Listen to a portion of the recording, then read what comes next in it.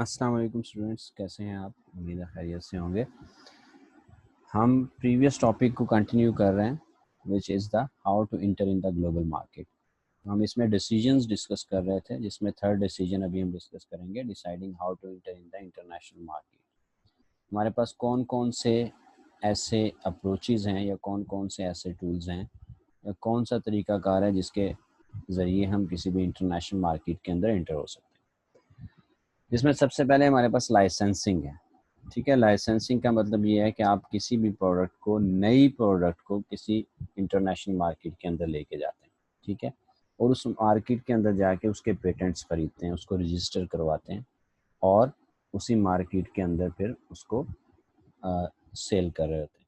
For example, आपकी जो product है उसका आपके होस्ट कंट्री के अंदर कोई और नाम था, किसी और नाम से वो रजिस्टर थी, कोई और डिफरेंट एट्रीब्यूट्स उसके अंदर थे, और आप किसी नई मार्केट के अंदर गए हैं तो वहाँ पर आपने वहाँ के कल्चर के, वहाँ के कस्टमर की प्रेफरेंसेस के हिसाब से उसको मॉडिफाइड किया है और वहीं पर उसको रजिस्टर करवा लिया है, वहीं पर उसका लाइसेंस ले लिया है, वहीं पर उसके पेटेंट्स खरीद लिए हैं आपने। तो ये एक वे है आपका किसी भी मार्केट में एंटर होने का।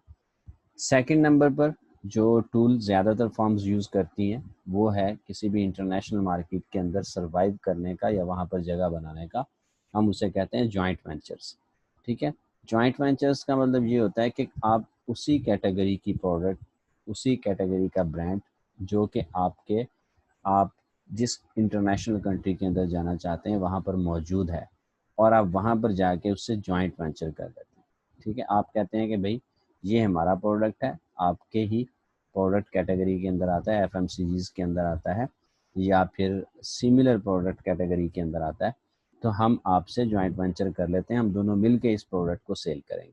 ठीक है, इसमें फ़ायदा ये होता है कि आपको वहाँ पर अपना नया सेटअप नहीं बनाना पड़ता, नए इंटरमीडिएटरीज नहीं ढूंढने पड़ते, नए होलसेलर्स नहीं ढूंढने पड़ते, अपने चैनल्स वहाँ पर सेटअप नहीं करने पड़ते, अपनी आउटलेट्स नहीं बनाना पड़ती। तो आपका ऑलरेडी जो इस्टेब्लिश्ड, आप यूँ कह लें कि मार्केट होती है उस ब्रांड की, आप उसके साथ जॉइंट वेंचर करते हैं और आपका प्रोडक्ट भी उसके साथ साथ फिर सेल होना शुरू हो जाता है। जिसकी हमारे पास पाकिस्तान के अंदर कोलगेट पामोलिव की एग्जांपल है।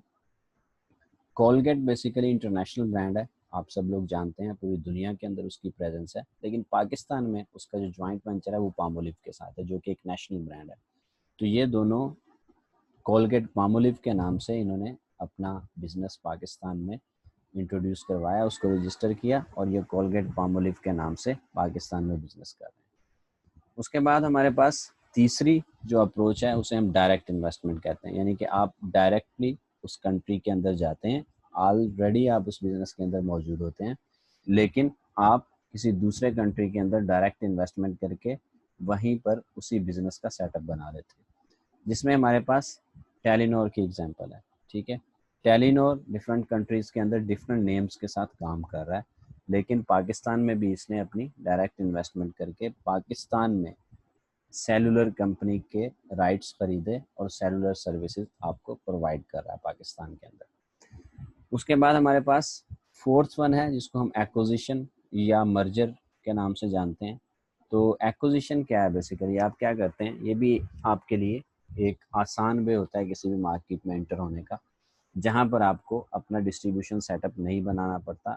ऑलरेडी जो डेवलप्ड उस कंट्री के अंदर आपका कंपेटिटर प्रोडक्ट या आपकी प्रोडक्ट कैटेगरी के अंदर जो प्रोडक्ट्स आती हैं वो ऑलरेडी इस्टेब्लिश्ड होती हैं उस कंट्री के अंदर, और आप उसको जाके ख़रीद लेते हैं और उसी के नाम से या तो मार्केट में काम करते रहते हैं या फिर उसको ख़रीद के उसका नाम चेंज करके उसी की चैनल्स को, उसी के इंटरमीडिएटरीज को, उसी का जो इकोसिस्टम डेवलप्ड होता है उस कंट्री के अंदर, उसी को यूज़ करते हुए फिर आप अपना बिजनेस बना रहे होते हैं वहाँ पर।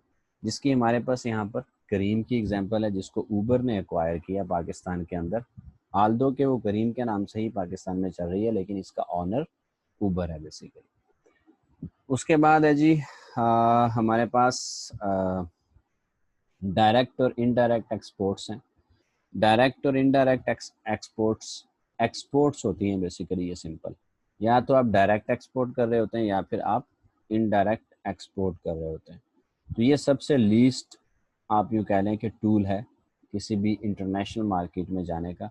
डायरेक्ट एक्सपोर्ट्स का मतलब ये है कि आप अपने चैनल्स दूसरे कंट्री के अंदर अपने एक्सपोर्ट के डिपार्टमेंट्स बनाते हैं जो कि आपकी प्रोडक्ट्स को वहाँ पर लीगली लेकर जाते हैं और फिर डिफरेंट होलसेलर से, डीलर से आपकी प्रोडक्ट को मार्केट के अंदर स्प्रेड करवाते हैं। उसके अलावा दूसरी अप्रोच होती है जिसको हम इनडायरेक्ट एक्सपोर्ट कहते हैं। ठीक है, यहाँ पर आपके अपने ब्रांड के आउटलेट्स या अपने ब्रांड का जो एक्सपोर्ट डिपार्टमेंट है वो दूसरे कंट्री के अंदर नहीं होता। आप किसी थर्ड पार्टी से सर्विसेज लेते हैं और उसको कहते हैं कि ये हमारा प्रोडक्ट है, आप इसको एक्सपोर्ट करें इस कंट्री के अंदर और आप अपने इंटरमीडिएटरीज को, अपने मार्केटिंग चैनल्स को यूज़ करके इसको मार्केट के अंदर सेल करवाएं। तो इसको हम कहते हैं कि ये आपका इनडायरेक्ट एक्सपोर्ट होता है। तो ये बेसिकली थर्ड डिसीजन था जिसको हमने अभी डिस्कस किया। उम्मीद है आप इसको समझ पाए होंगे। और अभी हम इसके बाद नेक्स्ट वीडियो के अंदर हम फोर्थ डिसीजन को डिस्कस करेंगे।